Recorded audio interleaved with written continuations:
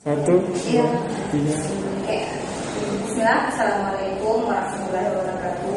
Waalaikumsalam. Ya, kami dari Teknik Informatika ingin menyampaikan tugas kami itu di sini tentang teknologi kode pada sistem sirkulasi perpustakaan.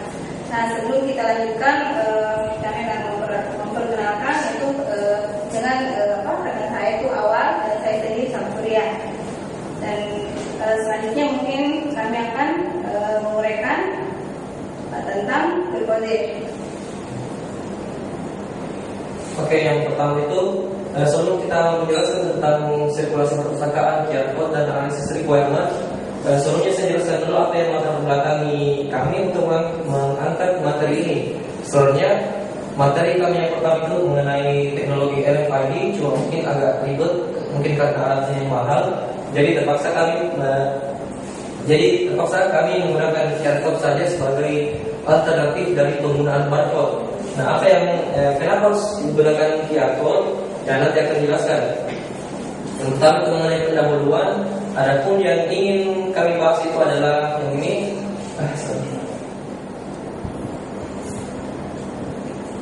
Yang pertama itu adalah mengenai ini sirkulasi perpustakaan. Apa itu sirkulasi perpustakaan? Kemudian tentang QR code. Apa itu QR code? Kemudian apa saja yang dibutuhkan dalam membangun sistem ini dan tidak. Oke. Nah, berikutnya mengenai kita angkat materi yang pertama mengenai pelayanan sirkulasi. Nah, dalam menurut Bapak dan Ibrahim pada tahun 2004, sirkulasi itu merupakan kegiatan kerja yang berupa pemberian bantuan. Jadi yang terutama ya mengenai pemberian bantuan kepada pemakai perpustakaan dalam proses peminjaman dan pengembalian bahan pustaka. Intinya di sini ada proses pengembalian dan peminjaman dan pengembalian bahan pustaka. Nah, sedangkan menurut Syahrial Pamujak, sirkulasi itu adalah kegiatan peredaran. Ini ya, di sini ada beberapa kegiatan peredaran koleksi perpustakaan, baik untuk dibaca dalam perpustakaan maupun dibawa keluar perpustakaan. Nah, secara umum baik dari kedua definisi yang diangkat oleh para ahli di atas itu, secara umum sirkulasi dapat diartikan sebagai kegiatan yang harus ada di dalam perpustakaan yang berhubungan dengan bagian peminjaman ini dan pengembalian bahan pustaka. Ini yang paling ini yang intinya ya, agar dapat dipergunakan oleh pengguna secara maksimal.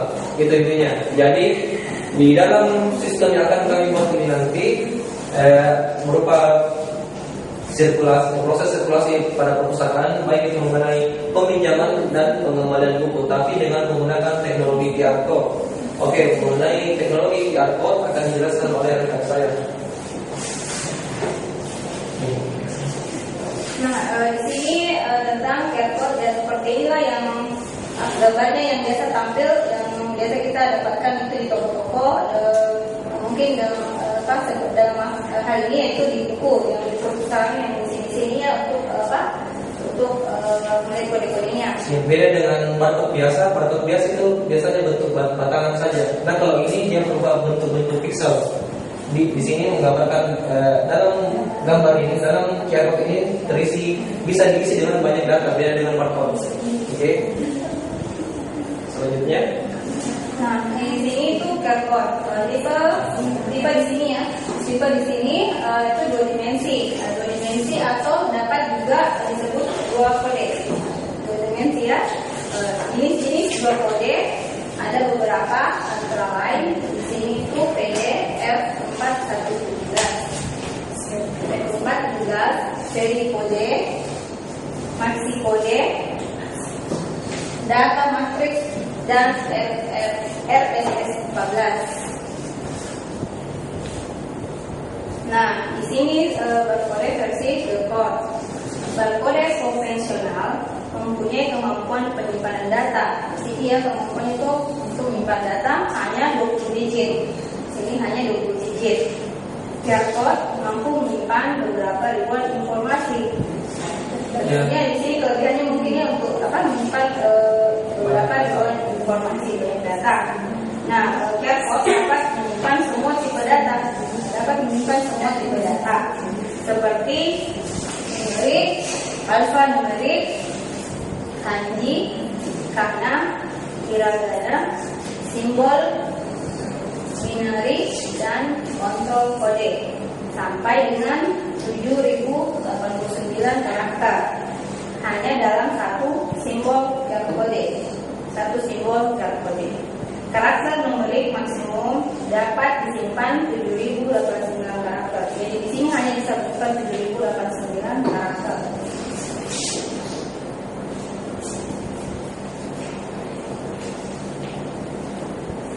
Nah, di sini selanjutnya itu sistem QR code lebih canggih daripada barcode. Kenapa? Karena di sini ditampilkan gambarnya, di mana di sini position detection pattern, yaitu untuk mendeteksi posisi pola di sini ya, mendeteksi posisi. Terus yang mulai di sini untuk data areanya, terus di sini adalah modul.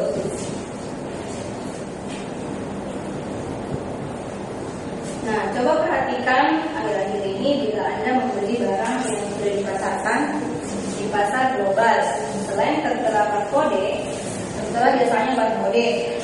Nah, di sampingnya kini mulai marak tertera juga QR code. Ini yang selain barcode ada juga code yang berbentuk seperti susunan Excel, seperti tadi yang dilihat sebelumnya ya. Apakah QR code itu? Nah, bagaimana cara membacanya dan apa kelebihannya dibanding barcode biasa? QR code awalnya banyak digunakan oleh perusahaan Jepang, yaitu Software. Nah, disinilah terciptanya QR code tahun 1994. Dan bila Anda sering membeli produk Jepang atau bahkan membaca majalah Jepang, sering kita jumpai QR code ini.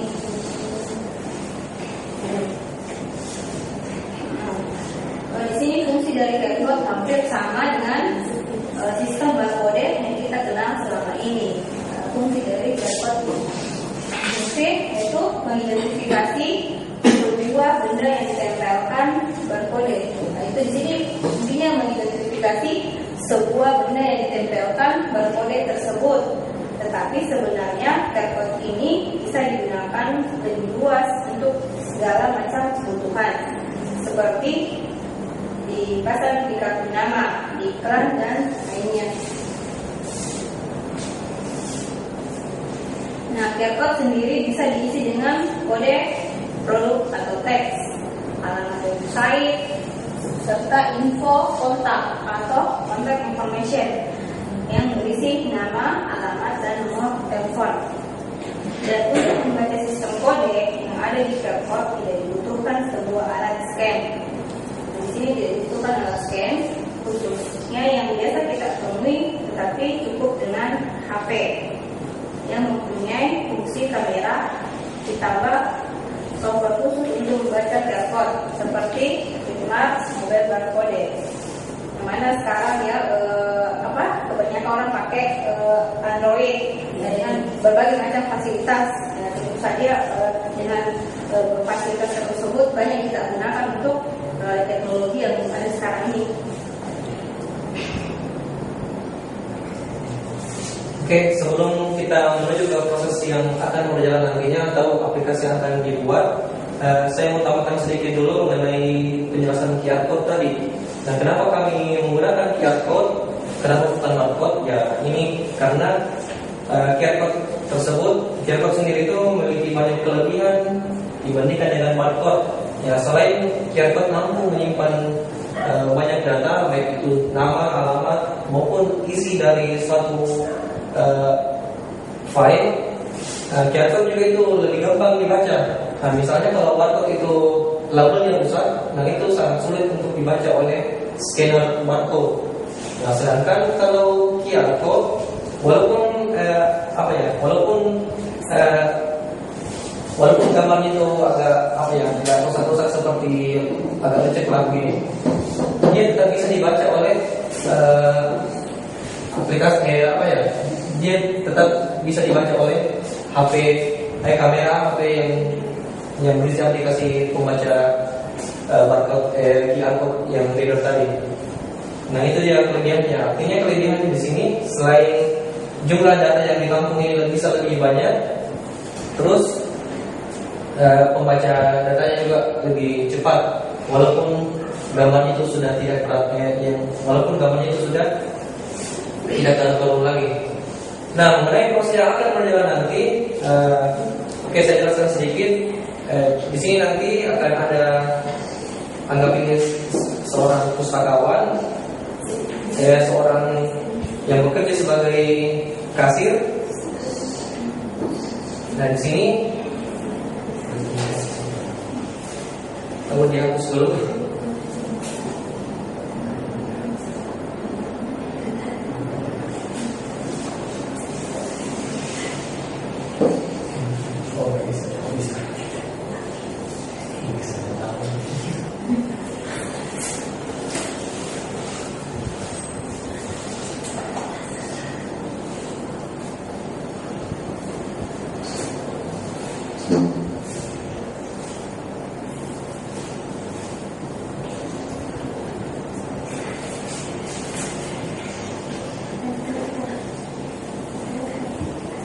Oke, seperti ini ya. Misalnya di sini apa ya?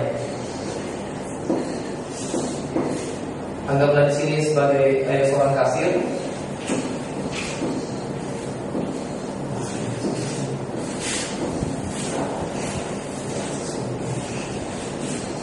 Di sini dia berperan untuk melayani peminjam dan pengembalian buku.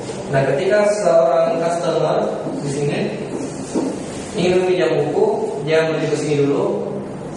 Kemudian di sini dia bawa buku. Dia datang ke kasirnya. Kemudian di dalam buku tersebut sudah tertempel QR code seperti ini. Artinya dalam buku tersebut, dalam apa? Nantinya ini tiap-tiap buku sudah berisi QR code masing-masing. Nah, misalnya dia bawa ke kasir. Nah, kasir di sini dia mendeteksi isi apa? Mendeteksi QR code-nya cukup dengan menggunakan HP saja. Dengan menggunakan aplikasi Android juga bisa. Nah, ketika kasir ini mendeteksi memotret isi QR code-nya, maka secara otomatis di sini ada sistemnya juga yang berisi tentang isi-isi katalog buku. Nah, otomatis stok buku yang dipinjam ini otomatis di sini akan berkurang. Umpamanya sini cuma satu yang dia pinjam, otomatis dia akan berkurang satu, seperti itu. Nah, misalnya dia juga pinjam lagi buku yang lain, otomatis juga di sini stoknya otomatis berkurang satu. Nah, di sini sisi kasir di sini menggunakan aplikasi klien saja Android, kemudian hasil prosesnya akan menuju ke sini, sisi servernya yang berisi data-data buku-bukunya. Oke, seperti itu. Kemudian apa lagi?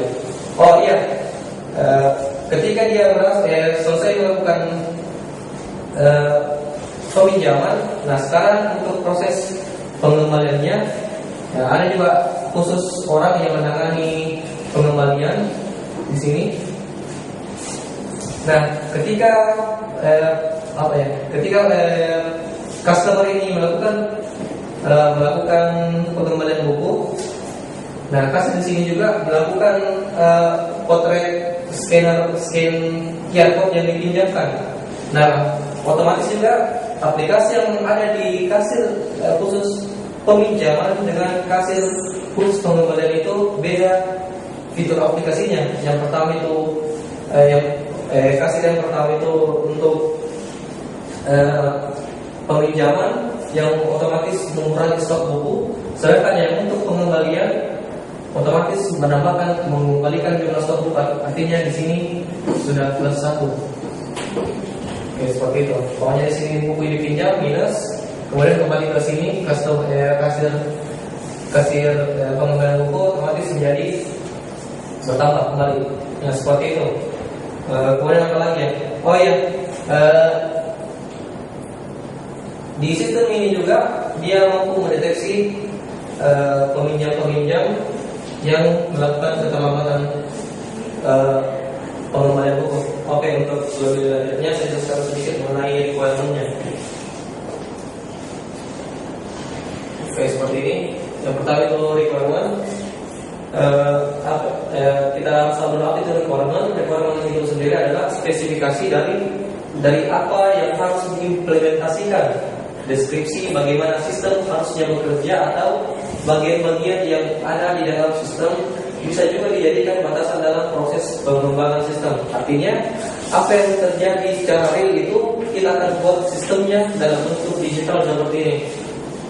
Ya, misalnya kalau dalam perusahaan ada pengembalian, peminjaman, ya otomatis kita buatkan aplikasinya secara digital. Oke, berikutnya yang tadi berdasarkan pendapat Sommer View. Oke, berikutnya requirement sini kami bagi 3. Yang pertama itu mengenai functional requirement, kedua itu quality requirement, dan ketiga itu mengenai platform requirement. Oke, untuk lebih jelasnya ya seperti ini. Yang pertama itu mengenai functional requirement.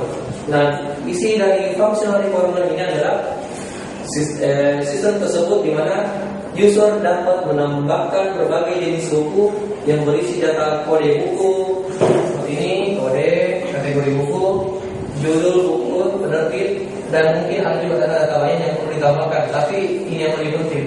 Seperti ini. Kemudian user dapat membuat QR code pada tiap-tiap katalog buku berdasarkan kode buku yang diinputkan sebelumnya. Nah, misalnya seperti ini kan sebelumnya tadi sebelumnya tadi user menginputkan data-data bukunya, kemudian dioperkan lagi ke bagian QR code, bagian pembuat QR code seperti ini. Oke, kemudian dalam QR code sini dia melakukan generate. Lalu dalam proses generate itu sudah menghasilkan stiker-stiker yang berisi QR code, kemudian ditempelkan pada masing-masing buku seperti itu. Oke, kemudian yang ini tadi sudah dapat membuat QR code. Kemudian, orang-orang yang berhak melakukan peminjaman itu hanya anggota-anggota yang sudah terdaftar sebelumnya di dalam aplikasi. Artinya, yang bisa melakukan ini hanya member saja yang sudah terdaftar. Kemudian, functional requirement yang lain adalah sistem juga dapat mendata jumlah buku-buku yang dipinjam. Artinya ketika customer melakukan peminjaman, otomatis akan terinput ke jumlah buku yang sudah dipinjam. Functional requirement berikutnya adalah ini. Secara otomatis sistem dapat menampilkan nama-nama anggota yang melakukan keterlambatan dalam pengembalian buku. Artinya buku-buku yang ketika seorang customer itu melakukan keterlambatan pengembalian atau mungkin sudah waktunya harus dikembalikan tapi belum juga dikembalikan, maka otomatis sistem akan menampilkan pesan misalnya pesan ajakan seperti itu supaya gunanya juga ini supaya user juga bisa diingatkan kalau ternyata ada peminjam yang belum melakukan pengembalian. Kemudian sistem juga dapat menampilkan judul buku yang sementara dipinjam. Kemudian peminjam juga tidak dapat melakukan peminjaman kembali ketika pada saat itu peminjam tersebut belum melakukan pengembalian buku. Nah, artinya di sini juga sistem juga dapat mendeteksi bahwa ternyata ada satu customer itu tidak dapat melakukan peminjaman karena belum mengembalikan buku yang sebelumnya sudah dipinjam. Oke, mengenai requirement yang berikutnya, yang pertama itu mengenai response time. Response time di sini yang kami dapatkan adalah sistem nanti itu langsung saja menampilkan pesan kesalahan bila proses pendataan itu berlangsung cukup lama sekitar 15 detik. Artinya kalau sudah 15 detik, mending sistemnya langsung munculkan saja pesan error kalau proses pendataan itu tidak bisa dieksekusi. Daripada mungkin user nanti agak kebingungan karena selalu loading, yang penting kita masih sampai 15 detik. Ketika lebih dari 15 detik langsung menampilkan pesan error kalau proses tersebut tidak dapat dilaksanakan. Oke, mengenai resource usage, di sini ya sistem mengkonsumsi memori sebanyak 230 MB dari si klien. Artinya ketika user tersebut melakukan pembacaan QR code, nah di sini sudah menghabiskan ini ya 230 MB. Oke, yang terakhir, nah platform requirement seperti ini. Nah untuk si server atau untuk si servernya ya cukup kita gunakan saja aplikasi web base dengan kriteria dia sudah pakai ini versi kebutuhan minimum saja, ABC versi 2.2.21. Kemudian ada untuk database-nya menggunakan MySQL versi 5.5.16. Untuk bahasa pemrogramannya kita gunakan PHP, dan untuk hampir sama dengan MySQL untuk lebih user friendly dipakai juga PHP untuk kebutuhan manajemen database. Nah untuk sisi klien cukup digunakan saja aplikasi Android untuk mendeteksi isi QR code. Sebelumnya juga untuk sisi server di sini disediakan juga aplikasi untuk mencetak atau untuk menggenerate dari kode biasa, kode yang umpamanya isinya 1, 2, 3, 4 di-generate menjadi QR code seperti ini. Oke, seperti itu. Sudah. Ya, demikianlah dari kami. Lebih dan kurangnya mohon maafkan. Wabillahi taufiq wal hidayah. Assalamualaikum warahmatullahi wabarakatuh.